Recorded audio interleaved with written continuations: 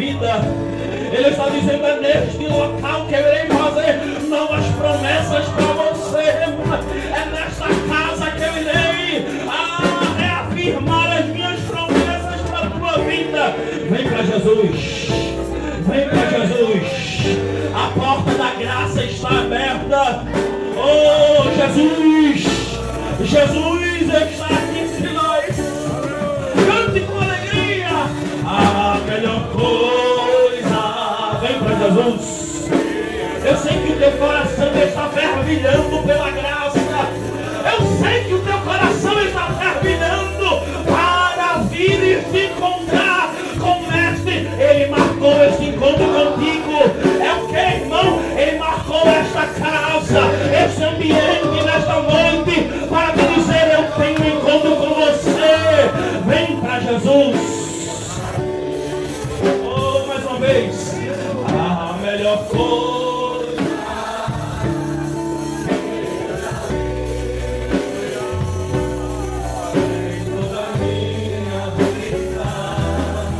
Salvo-me por um Deus, venha aceitar Jesus,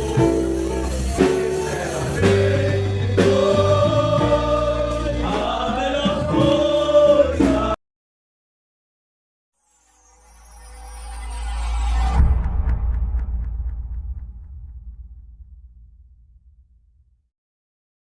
E tenho alguns amigos aqui na área.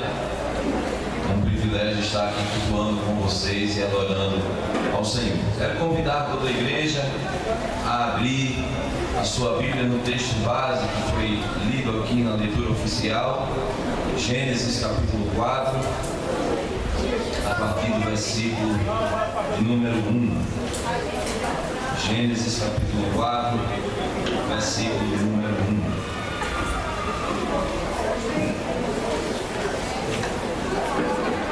Todos acharam? Digam amém.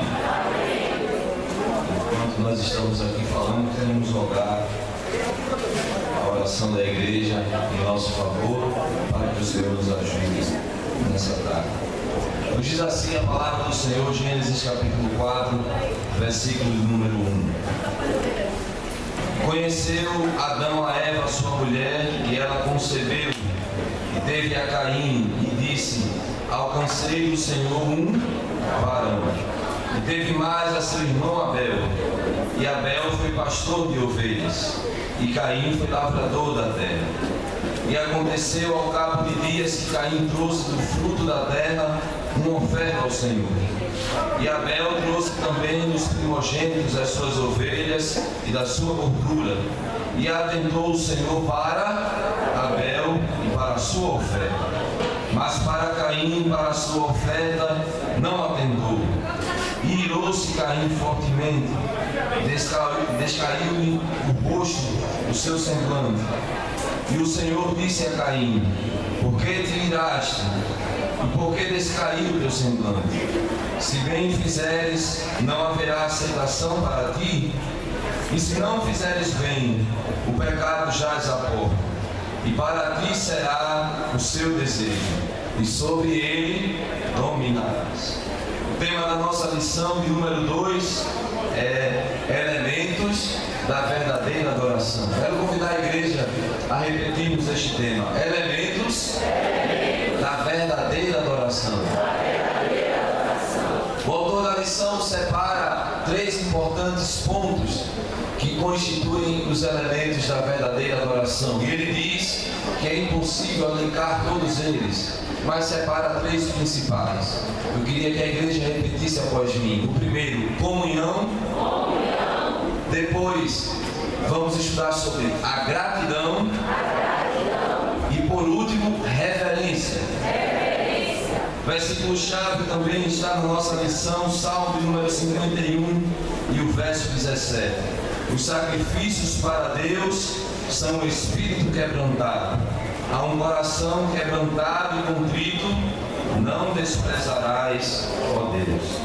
Queridos irmãos, essa lição, que talvez seja uma das mais importantes, se podemos separar alguma, dentre as 7 importantes lições que temos, nos mostra a importância da reverência, da comunhão e da gratidão ao adorarmos. Já aprendemos na lição de número 1 o que é adoração, então não precisamos mais gastar tanto tempo com um conceito de adoração, porque sei que, além dos irmãos saberem, ontem já tivemos uma excelente aula aqui.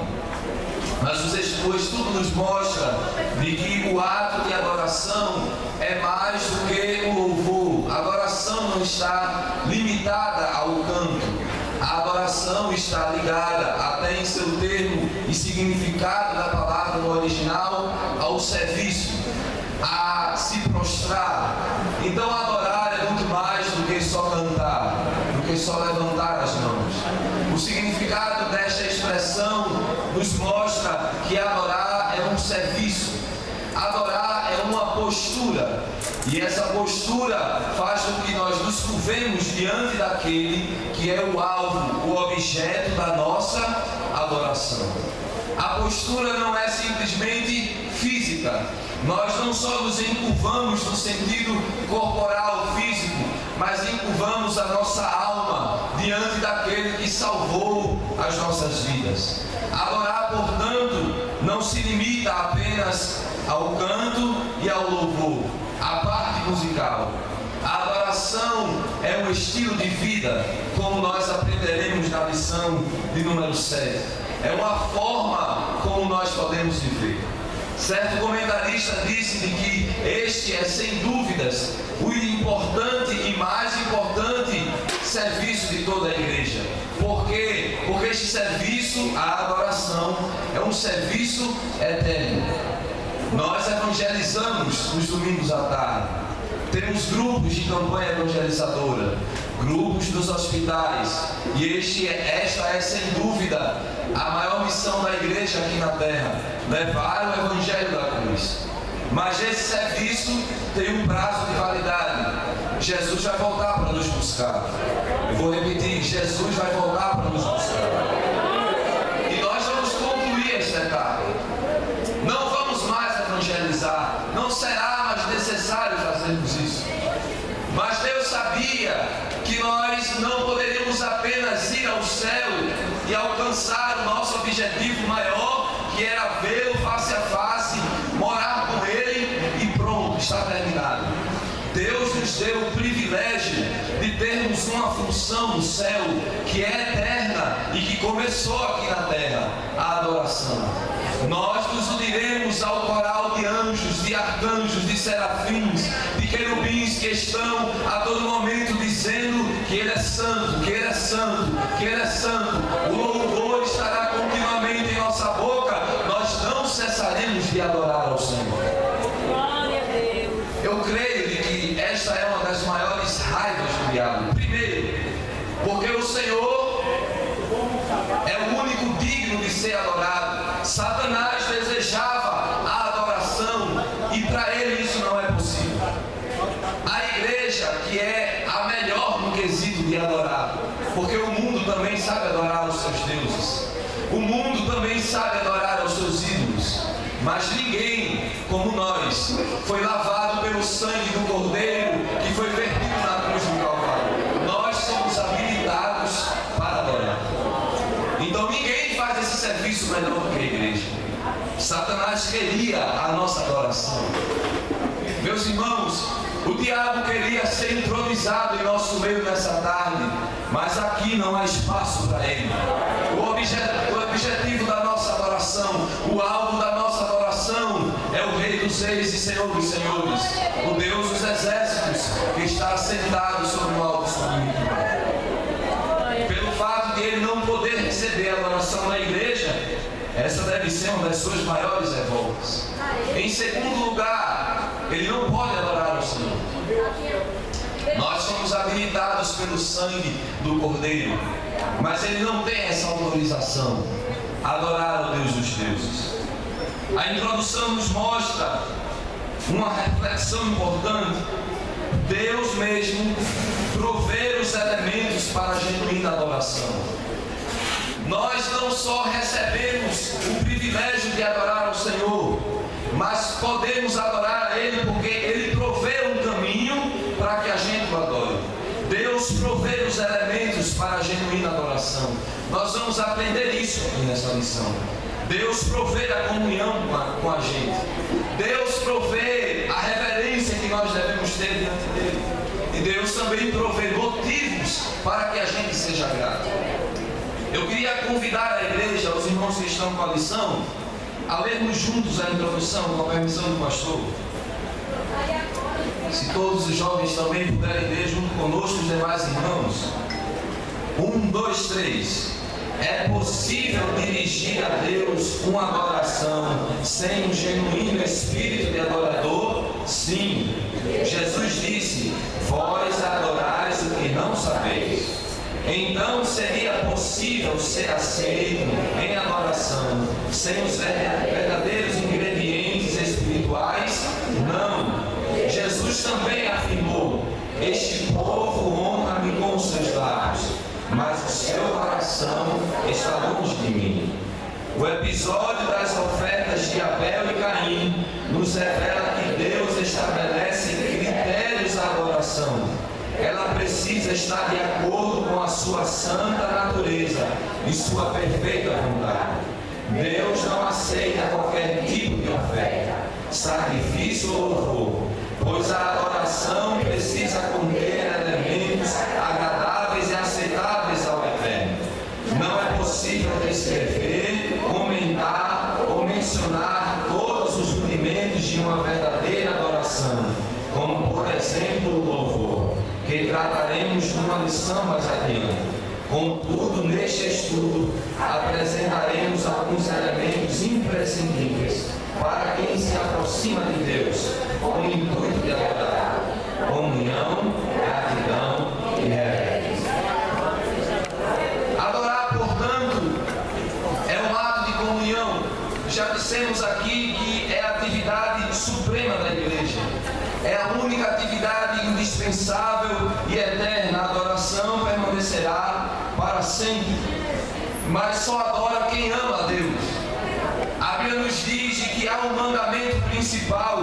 Jesus repete isso no Novo Testamento: amarás ao Senhor teu Deus acima de todas as coisas, de toda a tua alma, de todo o teu entendimento, com toda a tua força, com todo o teu vigor. Tu amarás ao Senhor teu Deus. E todos os demais mandamentos bebem na fonte do principal: amarás ao Senhor teu Deus. Adorar, portanto, é um ato de amor a Deus, se prostrar diante dele. Abel sabia disso, e quando ele leva para Deus a sua oferta, ele leva para Deus algo que seria custoso para ele. Abel apresenta ao Senhor o que ele tinha de melhor. Não adianta a gente fazer sacrifício para Deus que não custa nada para a gente. Deus não quer algo que a gente não ama. Deus não quer algo que não faz a gente sentir falta. Deus não quer algo pequeno. Deus quer o nosso melhor. Deus quer que a gente suba no altar e se sacrifique por Ele. Deus quer que a gente abra mão do nosso orgulho. Deus quer que a gente abra mão do que a gente tem. Deus quer que a gente deixe de lado a nossa vaidade e exalte a Ele. Deus sabia disso. Ele leva para o Senhor aquilo que ele tinha de melhor. Mas Deus não olha só para a oferta. Nós aprendemos isso. O autor da lição diz que Deus atentou. Essa expressão significa olhar, fitar, mirar Abel. Deus não estava apenas olhando para o que ele estava oferecendo. Deus não estava olhando, atentando só para a oferta, mas estava atentando para o ofertante. O sacrifício de Abel foi aceito porque havia uma reciprocidade, diz a lição. Ele olhava para Deus e Deus olhava para ele. A Bíblia nos diz no livro de Hebreus, capítulo 11, versículo 4: pela fé, Abel ofereceu a Deus um sacrifício mais excelente do que Caim. pelo qual obteve testemunho de ser justo, tendo a aprovação de Deus, não dos homens. Não foi uma aprovação técnica, não foi uma aprovação de conhecimento técnico, não foi uma aprovação de performance. Deus estava olhando para Abel e ele aprovou o que Abel fez. Se nós olharmos para um contexto humano, qualquer veículo que foi construído precisa passar por uma linha de aprovação até que venha a ser vendido. Qualquer roupa que for feita precisa passar por uma avaliação. Qualquer comida que for feita vai passar por uma análise de pessoas profissionais daquela área para que ela possa ser servida. Imagine então o critério e a exigência do Deus que é santo. Deus não vai aceitar qualquer coisa. Normalmente a gente se alegra muito quando a gente escuta o que está escrito na história de Davi em 1 Samuel, que Deus não vê como o homem vê. Deus olha para o coração. Aí a gente se alegra e diz: Deus está olhando para o meu coração, então não preciso me preocupar, porque Deus não vê como o homem vê. O homem vê o que é aparente, Deus está olhando para o que ninguém vê. Isso é excelente, isso é ótimo. Só que isso eleva o nosso grau de responsabilidade na adoração. Porque significa que para Deus dar o seu selo de aprovação, não basta a gente levantar as mãos, não basta a gente vestir roupa bonita, não basta a gente ser o melhor músico, não basta a gente ser o melhor cantor. Para Deus dar o sinal de aprovação sobre a nossa adoração, Ele tem que olhar para o coração da gente. Ele vai analisar a intenção que está no coração da gente. Certo hino antigo que eu gosto muito diz assim: o meu louvor é fruto do meu amor por ti, Jesus. Deus está olhando para o nosso coração aqui nessa tarde. Deus está olhando para o que ninguém vê. Quando Deus aprova a nossa adoração, Deus olha para a gente. A gente olha para Deus. Elevamos os nossos olhos para aquele que está sentado no trono. E Ele também olha para nós. E o seu olhar é um olhar de amor. A adoração de Abel foi feita por meio da fé. E por isso que ele foi relatado na galeria dos heróis da fé. A Bíblia diz que pela fé Abel ofereceu a Deus o sacrifício. Caim foi desaprovado porque Deus julgou a intenção do seu coração. Aprendemos ontem ali na lição do tempo central que existe muita gente que se alegra quando vê um cantor secular ou um hino sendo transmitido em uma novela. Mas é necessário que a gente entenda que aquilo não passa de uma performance musical. É óbvio que se eu puder escolher, eu desejo que crentes ou não crentes só cantem hinos de adoração. Mas precisamos entender que um ímpio não pode adorar. Por que não pode? Porque quando a gente adora, a gente se relaciona com Deus de uma forma íntima. Quando a gente adora, a gente acessa um lugar que não é para qualquer um. Quando a gente adora, a gente entende que os méritos não estão sobre a nossa justiça, mas estão no Cordeiro, na cruz do Calvário. A gente acessa o trono através da adoração por conta da justiça do Cordeiro. E quem não reconhece que Ele é o Salvador, que não foi lavado pelo seu sangue, não pode ter acesso ao trono. É por isso que ele não pode adorar. Se você deseja cantar, cante, mas adorador não. Adora quem é lavado pelo sangue do Cordeiro. Adora quem foi perdoado e quem reconheceu que Ele é o Salvador da sua alma. Se os irmãos entendem isso, digam amém. Nós buscamos, portanto, a aprovação de Deus, comunhão com Ele. Abel adorou a Deus mais do que com o canto, com o louvor, com a oferta. Abel fez muito mais do que isso. E eu quero chamar a atenção dos irmãos para isso nessa tarde. A adoração é uma maneira como a gente vive. Nós adoramos a Deus com falar. Nós adoramos a Deus com a forma como a gente se veste. Nós adoramos a Deus com a forma como nós tratamos o nosso irmão. Nós adoramos a Deus pela forma como nós tratamos aqueles que estão perto de nós. Nós adoramos a Deus quando nós nos dirigimos àqueles que passam pelo nosso caminho. Nós adoramos a Deus quando vamos para a faculdade. Adoramos a Deus com o nosso comportamento. Nós adoramos a Deus muito mais do que como falar, mas como olhar também. A nossa vida deve ser uma constante adoração a Deus. Tudo que fizermos, quer comamos, quer bebamos, façamos tudo para a glória de Deus. Ele é digno da nossa adoração. Eu disse aqui, citando o comentário da lição, que Deus provê os elementos para que nós adoremos. A comunhão foi um caminho que Deus abriu para nós. Creio ser o mais importante aqui desses pontos, apesar de ser o primeiro. A Bíblia nos diz de que o Verbo se fez carne e habitou entre nós. E vimos a sua glória. O Verbo que estava na criação do mundo.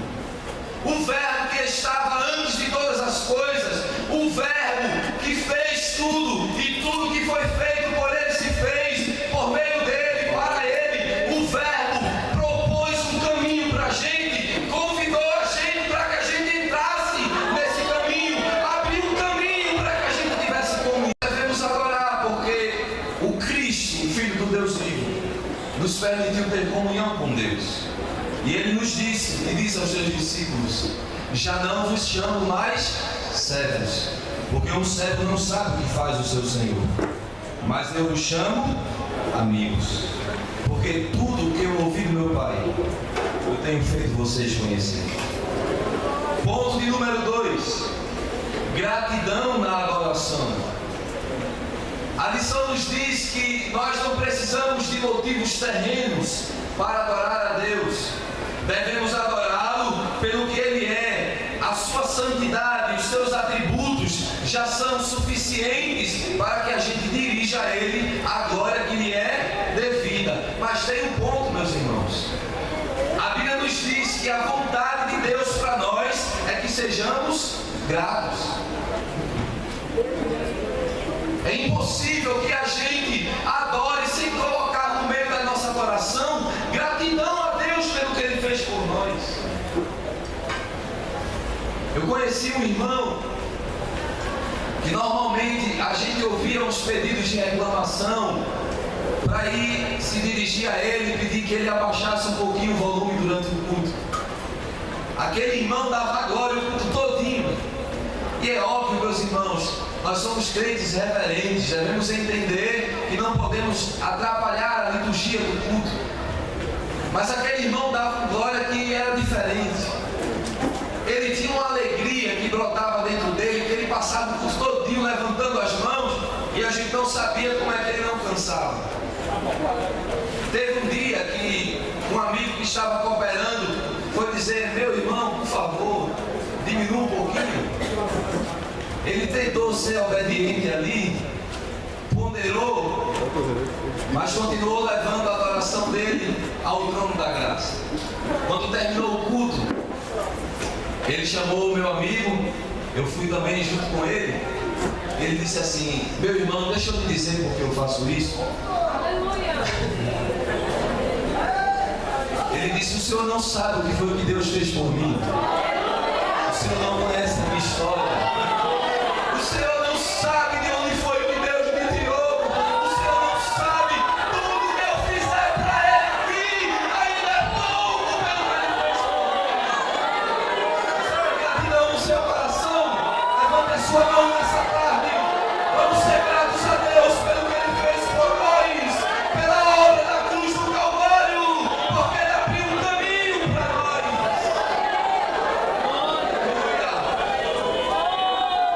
Como não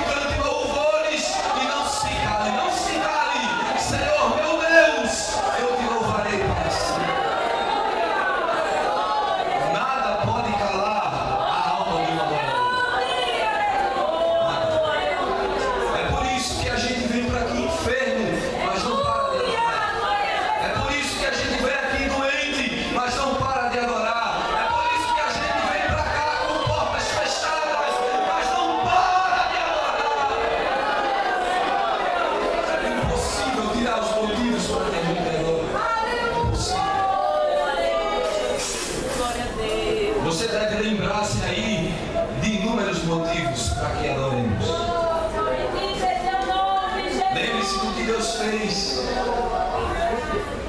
Lembre-se como aquele irmão que dava glória bem alto no culto.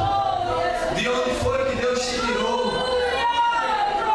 As promessas que se cumpriram na tua vida. Aí tu vai ter gratidão para adorar a Deus. Diz o ponto 2.2. Gratidão gera adoração. Vamos repetir isso? Gratidão gera adoração. O salmista relata isso, Salmo de número 77, verso 5, eu quero ler com a igreja. A gratidão no coração do crente leva ele a adorar ao Senhor. É por isso que o diabo quer tirar de nós os motivos para que adoremos. É por isso que o diabo gosta de crente murmurador. É por isso que Satanás se alegra quando vê gente que da boca dele só sai murmuração, porque a murmuração impede a gente de adorar. Mas o coração do adorador é um coração grato, é um coração que exalta Deus. Salmo de número 77, verso 5. Considerava os dias da antiguidade, os anos dos tempos passados. De noite chamei a lembrança o meu cântico, meditei em meu coração e o meu espírito investigou. Rejeitará o Senhor para sempre e não tornará a ser favorável? Cessou para sempre a sua benignidade? Acabou-se já a promessa que veio de geração em geração? Esqueceu-se Deus de ter misericórdia? Ou encerrou ele as suas misericórdias na sua ira? E eu disse, isto é enfermidade minha, e logo me lembrei dos anos da destra do Altíssimo. Lembrar-me-ei, pois, das obras do Senhor. Certamente me lembrarei das tuas maravilhas da antiguidade. Meditarei também em todas as obras. Lembrarei dos teus feitos. Falarei dos teus feitos. O teu caminho, ó Deus, está no santuário. Que Deus é tão grande como o nosso Deus. Tu és o Deus que fazes maravilhas. Tu fizeste notória a tua força entre os povos. Maria adorou o Senhor com o melhor presente que ela tinha. Gratidão ao Senhor, humilhação diante dele. Barnabé adorou ao Senhor com os seus bens. Atos capítulo 4, versículos 36 e 37. Motivado pela gratidão, o homem que foi liberto da possessão do maligno adorou a Jesus com a disposição de o seguir. Me deixe de seguir, Senhor. O que o Senhor fez por mim, ninguém podia fazer. Deixe só que eu te siga. Ponto de número 3. A adoração reverente. Adorar é honrar a Deus. Quando a gente está diante de alguém que a gente respeita, de um líder, a gente se dirige a ele com respeito. Eu não vou me dirigir a um pastor, a um líder, ao meu dirigente de qualquer forma.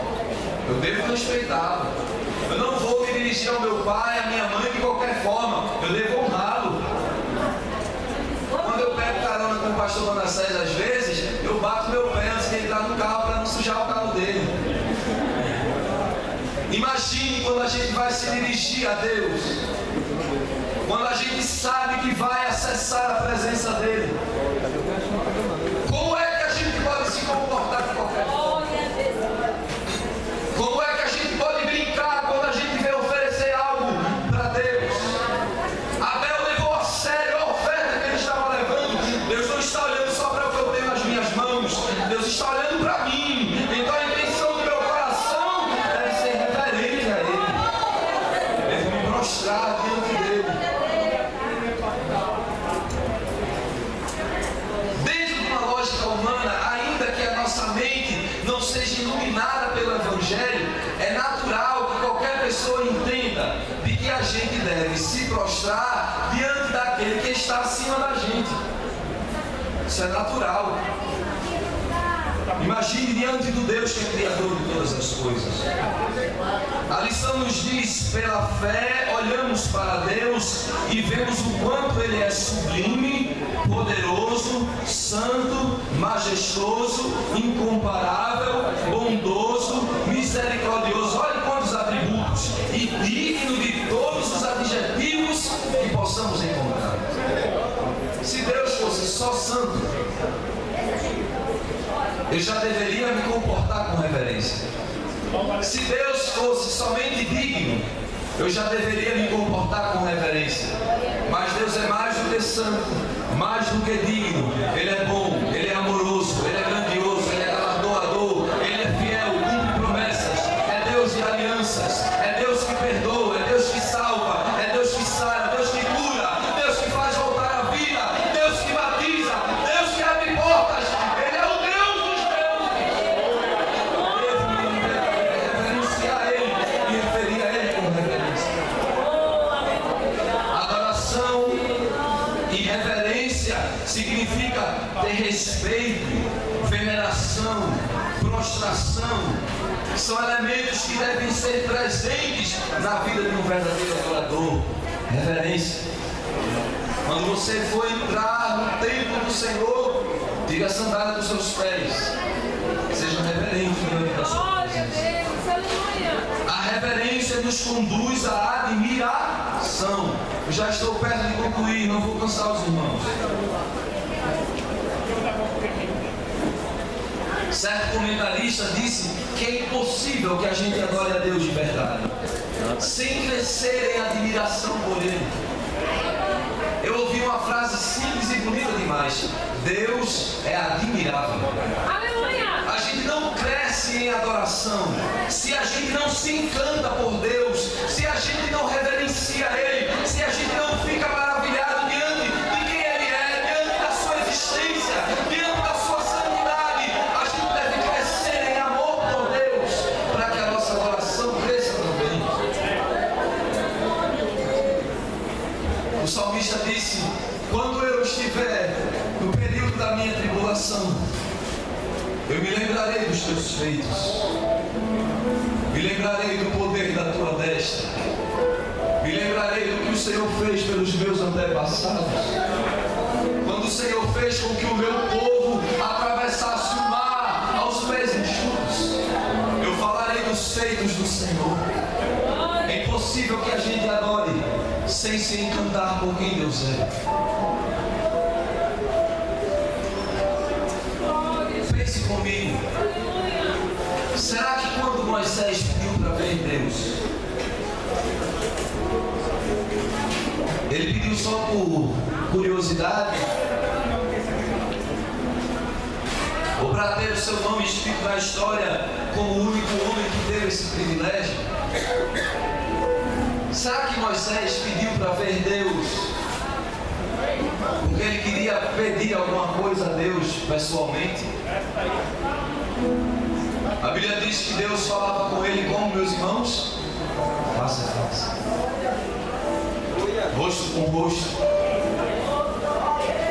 Moisés não pediu para ver Deus para ficar pedindo coisas materiais a Ele, para pedir honrarias, para pedir que Deus desse a Ele o que os outros não têm. Moisés era encantado com Deus. Eu acho que Moisés ficava olhando assim, dizendo: como ele deve ser santo, como ele deve ser lindo, como deve ser poder olhar para Ele. Que privilégio deve poder ser ver a glória dele de perto. Eu quero te ver, Senhor. Ele é poderoso e admirável. Diante dessa grandeza a gente fica fascinado. O hino diz assim: você deve ser tão lindo, o teu rosto tão amável, tão incrível que jamais eu poderia expressar. A reverência também nos faz anelar pela sua presença. A reverência faz a gente sair de casa no período de carnaval, atender a orientação do nosso coordenador, desfazer as malas da gente, desejar mais estar numa quadra, adorando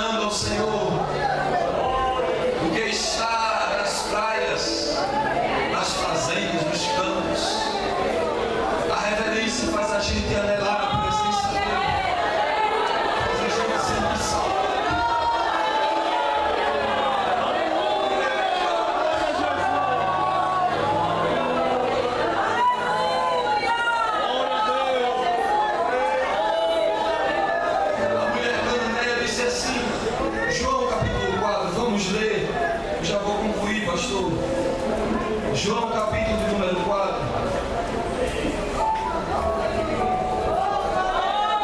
Versículo de número 19. A graça de Deus está aqui, irmãos. Em um ambiente tão propício para a glória de Deus. Disse-lhe a mulher: Senhor, vejo que és profeta. Nossos pais adoraram neste monte, e vocês que são judeus dizem que é em Jerusalém o lugar onde se deve adorar. Disse-lhe Jesus: mulher, crê-me que a hora vem em que nem neste monte nem em Jerusalém adorareis ao Pai. Aquela mulher estava dizendo para Deus assim: eu tenho desejo de adorar, o Senhor é profeta, descobriu aí meu passado, soube que eu tive relacionamentos que não deram certos, mas olhe, mesmo eu sendo falha assim, mesmo eu tendo uma história, um passado que deve ser esquecido, eu tenho desejo de ser uma adoradora.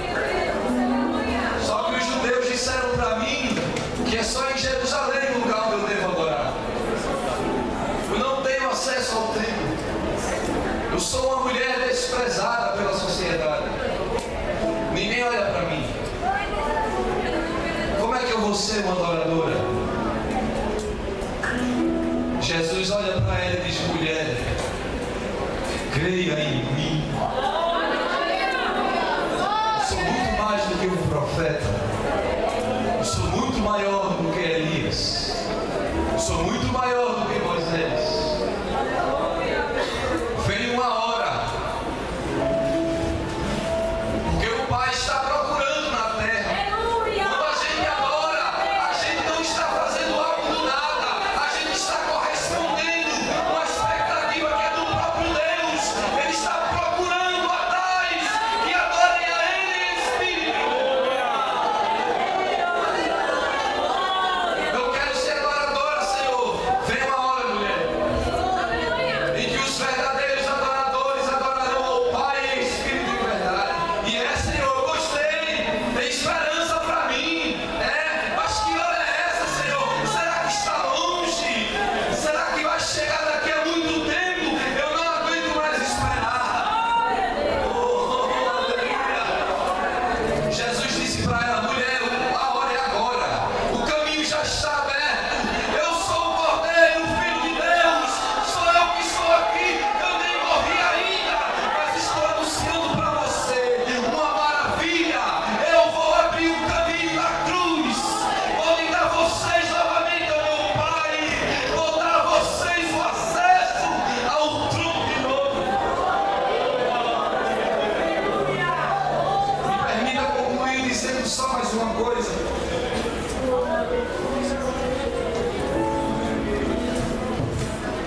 Deus criou Adão e Eva, criou o homem do pó. Adorar é se relacionar com Deus. Na viração do dia, da noite, Deus descia ao jardim para falar com Adão. Adão foi enganado pela serpente. Eva abre a brecha. Adão abre a brecha. Eles pecam. A porta e o caminho para a adoração se fecham.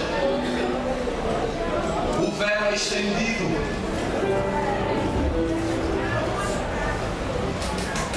Deixamos então de ter acesso ao trono, à santidade de Deus.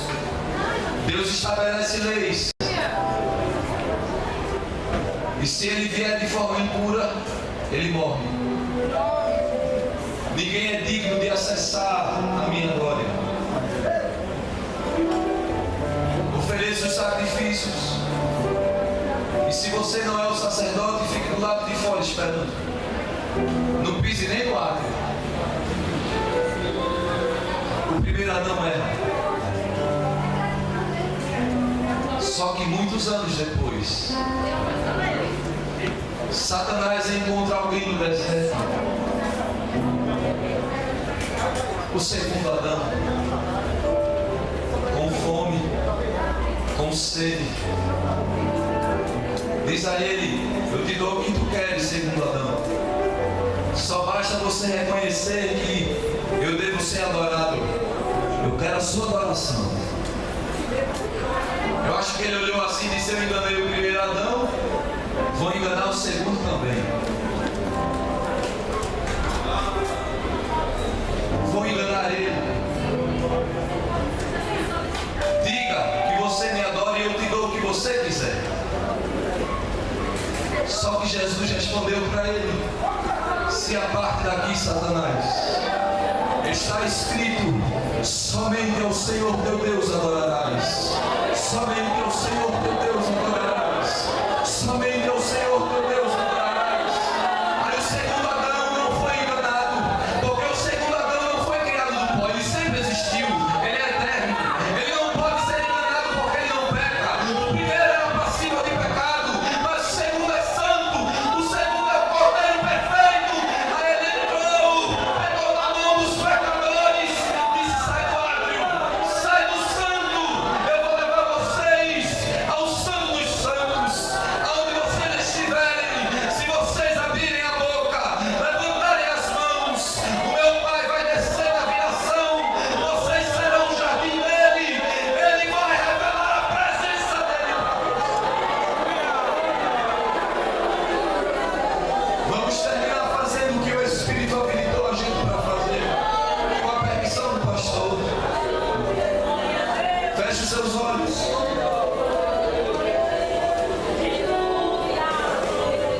Mi menor comigo.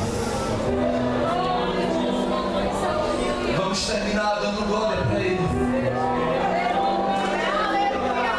Eu não precisei falar aqui de nada de bênção terrena. Nada. Eu estou vendo aqui os meus irmãos se alegrando em Deus. Não teve nenhuma profetada aqui dizendo que Deus vai descer chave do ano. E eu creio que Deus faz isso mesmo, porque Ele é poderoso para fazer. Mas hoje Ele não quis dizer isso aqui através de mim.